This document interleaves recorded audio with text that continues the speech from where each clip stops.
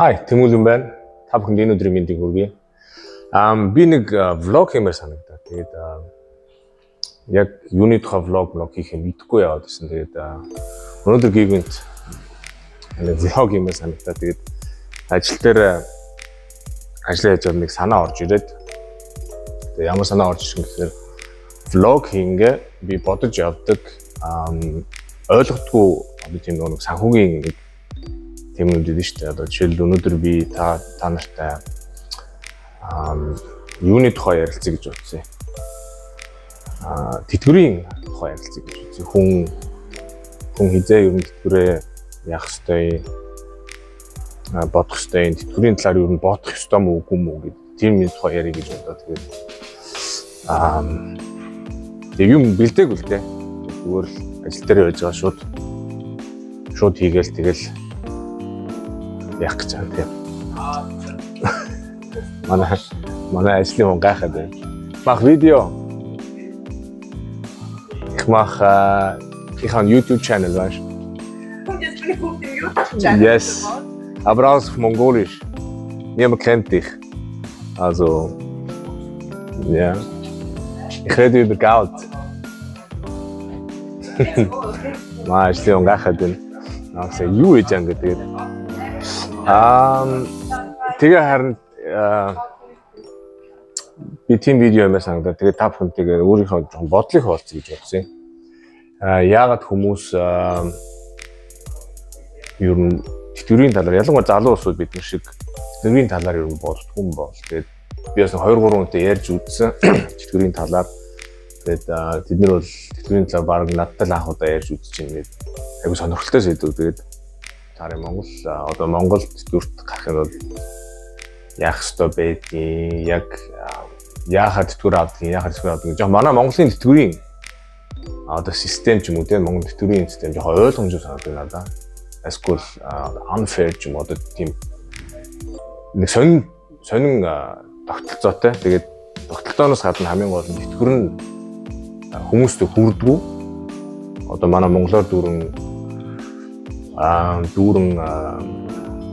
ядуу хөшчүүд те одоо манай аав ээж манай өвөө мөндөр бүгдээрээ тэтгэврийн зээлтэй дандаа энд янз бүрийн зээлтэй тийм хүмүүс байдаг. Тэгээд тэр нь яагаад тэгдэг юм бол те нэг бодлын манай одоо те улс төрийг одоо жолоодж байгаа хүмүүсийн бурууч бах нөгөө талаас одоо нийгмийн буруу байдаг юм уу яа тэд нарт буруу өгөхгүй хамгийн гол нь бид нар тийм ядуу болохын тулд юу хийх вэ яах вэ тийм бид нар тийм ядуу болохын тулд одоо хөгшрөөд одоо би одоо 80-аад оны сүүлээр төрсөн. Тэгээд би хөгшрөөд тэгээд тийм ядуу амьдрахын тулд би одоо өөртөө байгаа зүйлүүд ашиглаа тий одоо өөртөө байгаа контролдож болох юмнуудаа би өөрөө контролдоод юу хийж чадах би өөрийнхөө төлөө яа тэрийг би харин ярилцсан санагдаад тэгээд миний эхний асуулт юу гэхээр биднэрт боломж байхад яагаад өөрсдөө ингэж залуугасаа ч юм уу тий одоо заавал 50 60 хүрчээд тэтгэврийн талаар бодно гэлтгүү яагаад 20-оос бодож болдгүй юм бол яагаад 30 настайгаас тий тэтгэврийн талаар ярьж болдгүй юм бол гэдэг асуулт байгаа. Тэгээд би тэрийг ч одоо хүртэл өөрөө би бас тий 30 хүрэхээс өмнө бас ер нь сүйдчихэд бодсон. Тэгээ миний бодлоор бол ер нь тэтгэврийн талаар тэтгэврт гарах юм чинь тэтгэврийн талаар ер нь бол эрт бодож исэн дээр юм уу гэж би хувьдаа боддгийн. За тэгээ миний хувьд болохоор бас тийм амир бас юуны талаар боддгоо байсан. Тэтгэврийн талаар яах гэж бодох юм тийм ерөөсө боддгоосэн. Тэгээд яагаад тэрний талаар бодох гэсэн бэ гэхээр миний амьдарч байгаа Швейцар улсад ч гэсэн тэтгэвртэй гарсан зөндөө ядуу улсууд байдаг. Тэгээ Монголд ч гэсэн хаа сайгүй тэтгэврийн хэд өгчүүл маань тийм мөнгө нь хөрөлцөхгүй тэгэл ядуу амьдралтай л байгаа шүү дээ. Тэгээд яагаад бид нэг ингэж ядуу бид нар бас те би одоо жишээлбэл одоо тэр утгаараа бас ингэж ядуу амьдрах юм уу? Ядуу амьдрах ямар ч хүсэл байхгүй байгаа. Тэгээд миний хувьд бол тийм. Ягаад тэтгэврийн талаар бодох болсон? Ягаад тэтгэврийн талаар ер нь одоо залуудаа бодож явах чухал вэ гэдэг тэр үл яг ингээд толгойд орж бодохгүй юм байна. Бодохгүй л дараа нь угаасаа одооноос бодохгүй л угаасаа тэр утгаараа ядуу амьдрна. Тэр юм ингээд үзэхгүй угаасаа. Монголын хувьд бол бүр хэцүү. Тэгээд яг хоо зарим ус бол бодож магадгүй юу тэтгэр өнөө маргааштай яа гэж яхад. Тэ өнөө маргаашаа юу тэтгэр хаа байсан тэр одоо тэ 20 хүн байлгаад хаа байсан 50 жилийн дараа одоо нэг Монгол хүн 70 хүрлээ гэхэд тэ 60 эдтэй тэтгэр гадаг үлээ. Тэгээд тэр чи мэрэгжлээс хамаарал бас ондоо байдаг тэ 56 55 мав ч юм уу тэ тэр хүртэл хаа байсан 30 жил 20 жил 30 жилийн дараах бод хаа байсан гэж бодож магадгүй дихтэй та нар бодоод үзээрэй. 1990 онд төрсэн нэг хүн байлаа гэж бодъё заа. 1990 онд нэг төрсэн хүн одоо 34 настай. Тэтгэврт за тэгш доогоор 60 гэж үзэж байна. Тэ 60 настай тэтгэврт гарна заяа. 34 настай нэг хүн байлаа. Тэтгэврийн талаар хизээж бодож байгаагүй. 60-таа гарлаа. 26 жилийн дараа 26 жилийн дараа зүгээр ингээл дуусаа. 26 жилийн дараа айгүй хурдан өнгө. Тэгээд 60 төрөө дараа нь тэтгэврт гаргасан чинь нөгөө нийгмийн даатгал төлөө нөгөө тэтгэврийн сан манд одоо нормал ингээд ажиллаад тэтгэврийн сан манд төсөн дараа нь 26 жилийн дараа тэтгэврт гарангууд хаанаач хүрэхгүй. Маш харамсалтай. Тэрний оронд миний бодлоор хэрвээ хүмүүс боломжтой одоо боломжтой байгаа дээрээ хизээ нэгэн цаг тэтгэврт гарна гэд одооноос жоохон бодоод окей за би тэтгэврт гарна 60-таа ч юм уу 58-таа тэтгэврт гарна тэр үедээ хүнээс гоохгүй хүн дараа болохгүйгээр өөрөө ингээ болгоод явчих чадaltaй байя гэж бодож ивэл одооноос тэтгэврийн талаар ярьж бас бодож тэрний хадлуу нэг юм хийх хэрэгтэй байна залуучуудаа. Яагаад тэгэхээр Монголд одоо харьцангуй нэг үе бодвол харьцангуй тэтгэврийн сан янз бүрийн тэтгэврийн сангууд бий болчих. Одоо хувийн тийм ч мөнгө хадгалуулаад эсвэл мөнгө хөрөнгө оруулаад өсөгдөг. За хөрөнгийн бирж бас одоо хөгжиж эхэлж байгаа. Хөрөнгийн зах зээл манай Монголын хөгжиж эхэлж байгаа. Янз бүрийн шин бүтээгдэхүүнүүд, брокеринг компаниуд бүтээгдэхүүнүүд гаргаж ирж байгаа. Мөнгө хөрөнгө оруулаад энэс ашиг бүртээд удаан хугацааны хадгаламж үүсгээд энэс хадгаламжинд бас хийж болно. Гэхдээ манай Монгол улсын банкны хадгаламжууд амар өндөр хөвдөө тэр нь тэгээд хамгийн гол нь Монголын эдийн засгийн одоо нэг эдийн засгийн инфляц аягүй ихтэй байдаг учраас хадгалсан хүүг ингээд байхгүй авчдаг. Тийм учраас айл болох ер нь гадны хөрөнгө оруулалт, гадны компани хөрөнгө оруулалт, гадны хөрөнгийн зах зээлд оролцох тиймэрхүү юм харах хэрэгтэй болов уу гэж би бодож байгаа. Тэгээд Монголд бас сүүлийн үед нөгөө хөрөнгийн сангууд бий болсон байлаа. Одоо хүмүүс ингээд мөнгө авч тэр хөрөнгийн санд тэгээд тэр хөрөнгийн сангийн нэг менежер, нэг financial advisor аваад гадны юм уу Монголын компаниуд хөрөнгө оруулах юм уу. Тиймэрхүү нэг юм нэг тэгээ одооноос ер нь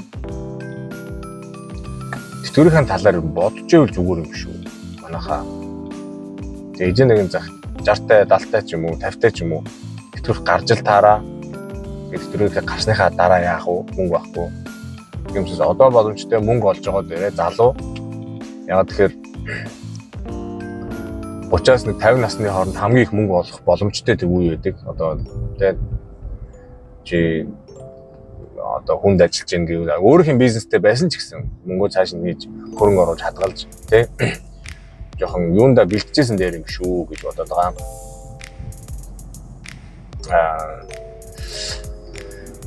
Тэтгэвртэй бэлтжсэн юм дээр юм болов уу гэж бодоод тэгээд энэ блогийг хийж байгаа.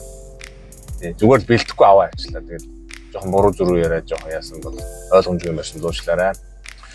За миний хувьд яадаг юм бэ гэхээр би болохоор Швейцарт амьдардаг. Тэгээд Швейцар улс холонгууд 3 төрлийн тэтгэврийн сан байдаг.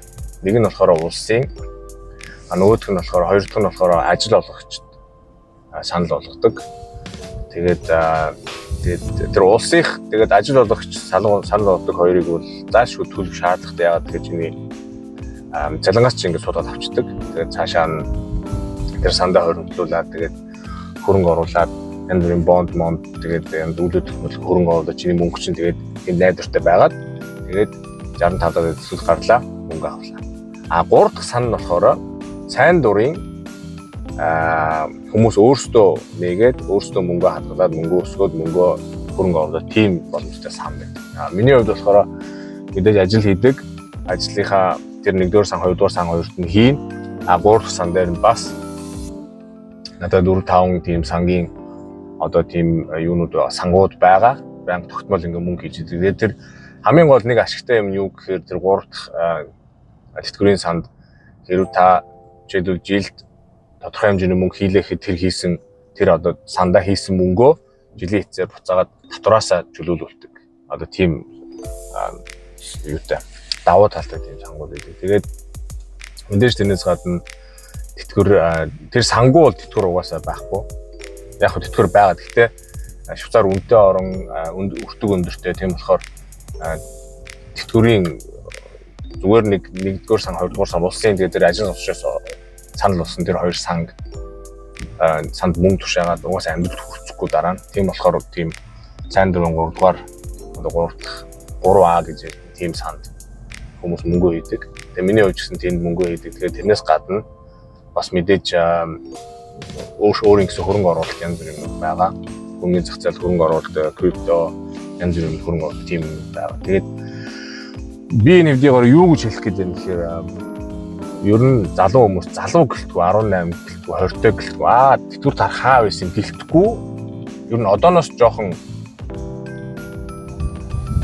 бодож ивэл ер нь дээр юм шүү. Тэ миний хувьд бол дээр юм байна гэж ойлгосон. Яг тэгэхээр өнөөдөр мэдгүй маргааш лотери хожоод лото хожоод амар баян болтгоо айсгүй мэдгүй гин тэнгэрээс мөнгө онж ирээд амар баян болтгоо юм бол 98% нь яг л адилхан та бид шиг ажил хийгээл ингээл тэгээ баян биш улсууд байдаг, мөнгөтэй биш улсууд. Тийм болохоор тэр тал дээр жоохон хараад өөрийн чадах зүйлээ хийгээд явбал дараа нь жоохон санаа амар унтах юм биш үү гэж би бодоод байгаа. Тэгээд тэрийг танартай ингээд ярилцах гэсэн. Тэгээд ер нь мөнгөний тухай яхад айгүй хэцүү сэдв айгүй хэцүү. Тийм учраас би энэ бас одоо Money Wise Mastery гэдэг энэ channel-ыг хийдэг. Тэгээд хүмүүсийг мөнгөний тухай яриасаа тэр дундаа гэр бүлтэйгээ ах дүү нартайгээ тий өнөртмийн сэдв болгож яриасаа тий. Тэгээд тэрнээс гадна өөртөө бас тий гэр бүлийнхаа үнэтэй ч юм уу тий тэтгэврийн тухай дүү нартайгаа ч юм уу тий залуу хүмүүстэйгээ ч юм уу тэтгэврийн тухай бас ярих аим чухал сэдв тэтгэвэр гэдэг бол миний бодлоор тэгээд тэрийг яах гэсэн яваалцсан ингээд мэдгүй юу ч болсон мэдгүй би ямар ч бэлдээгүй шууд ингээд яагаад хүмүүс ингээд тэтгэврийн талаар боддгүй болоо гэж бодоод тэрийг ингээд хуваалцъя гэж бодсон ингээд та бүхэндээ анхаарал тавьсан баярлалаа. Одоо би гэрлүүгээ хайрж байна. Швейцарын Цүрх хотод явж байна. Цүрх хот жоохон дүгжрээтэй байна. Улаанаар явах гэж. Тийм байна, улаанаар явах гэж тийм. Тэгээд дараагийн влогоор би одоо нэг иймэрхүү нэг юм одоо гинти ингээд санаанд орсон юм шууд ингээд бичлэг болгоод влог хий гэж бодоод сонирхолтой байж магадгүй. Тэгээд боддог тэгээд ерөөсөй ойлгодгүй юм а танаас асуу гэж бодсон. Ингээд та нар юу гэж бодож байна? Та нарын хувьд Монголд амьдардаг, эсвэл гадаад амьдардаг улсууд та нар тэтгэврийн хувьд тэтгэврээ яадаг вэ те? Тэтгэврийн төлөө санаа зовдгоо, боддгоо, ер нь яа гэж боддог. Та нар ер нь за тэтгэвртэй гарлаа гингүүт ер нь нүдэнд чи ямар амьдрал харагдаж байна?